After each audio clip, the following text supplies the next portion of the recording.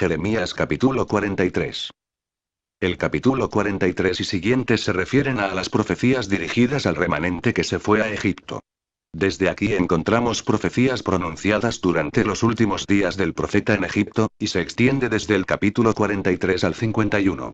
Los capítulos 43 y 44 contienen las palabras dirigidas al remanente del pueblo que se encontraba en Egipto. Leamos entonces los versículos 1 al 3 de este capítulo 43. El mensaje de Jeremías rechazado. Aconteció que cuando Jeremías acabó de hablar a todo el pueblo todas las palabras del Señor, su Dios, todas estas palabras que el Señor, su Dios, le había enviado a decirles, Azarías hijo de Osaías, Johanán hijo de Carea y todos los hombres soberbios dijeron a Jeremías: Mentira dices.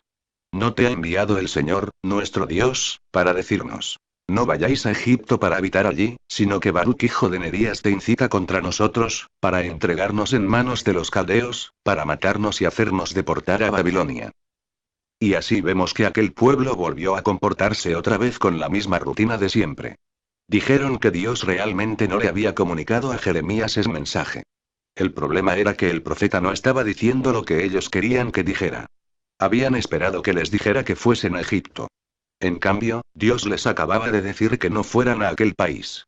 Continuemos leyendo los versículos 5 al 7 de este capítulo 43.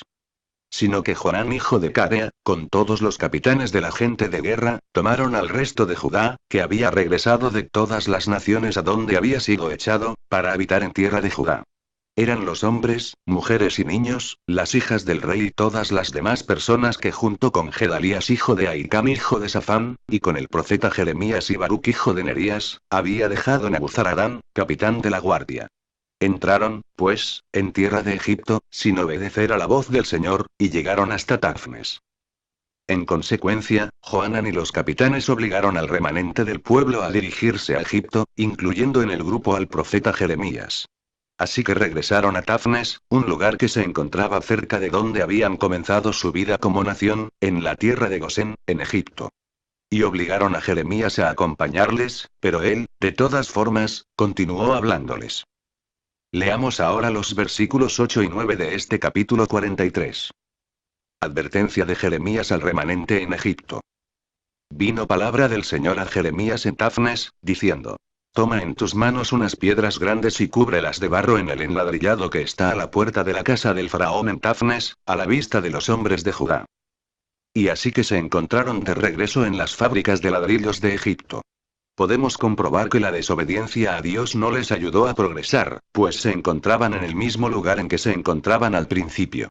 Y continuó el mensaje en los versículos 10 y 11, que dicen: Y diles: Así ha dicho el Señor de los ejércitos, Dios de Israel: Yo enviaré a Nabucodonosor rey de Babilonia, mi siervo, y pondré su trono sobre estas piedras que he escondido, y él extenderá su pabellón sobre ellas. Vendrá y asolará la tierra de Egipto. Los que a muerte, a muerte.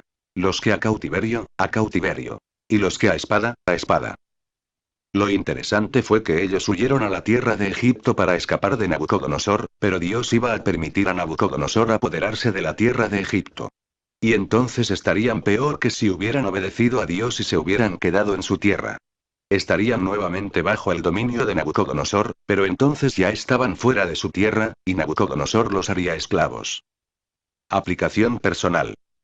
Hay un dicho en mi país: no se debe tropezar dos veces con la misma piedra. Israel no solo tropezaba varias veces en sus desobediencias, sino que también era obstinado. Miles de veces, las decisiones de los líderes llevan a un pueblo al éxito o al fracaso. Pero cuando los gobernados consienten lo que sus líderes hacen, aun sabiendo que está mal lo que se hace, entonces también el pueblo es responsable. Cuando las personas no saben distinguir la voz de Dios de la voz humana, todo está mal, y van camino al desastre.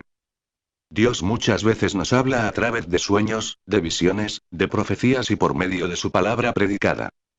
Pero, cuando el cristiano no puede distinguir y diferenciar la voz de Dios y la voz de los hombres, entonces está en grave peligro.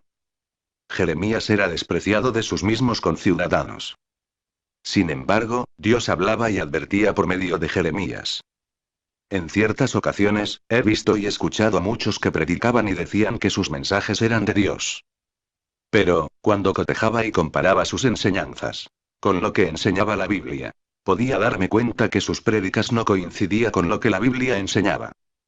No hagamos dioses a nuestros líderes. Ellos son humanos y también pueden equivocarse.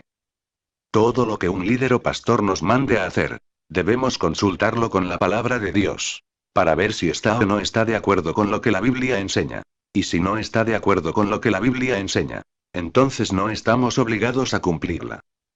Los líderes cristianos y pastores, atraviesan en sus vidas momentos de santidad absoluta y también momentos difíciles. Los líderes también se equivocan. Los líderes también pecan. Los líderes también desobedecen a Dios muchas veces. Recuerde por qué Moisés no pudo entrar a heredar la tierra de Canaán. En lo posible, debemos ser guiados por lo que la Biblia enseña. Leamos y estudiemos las Escrituras.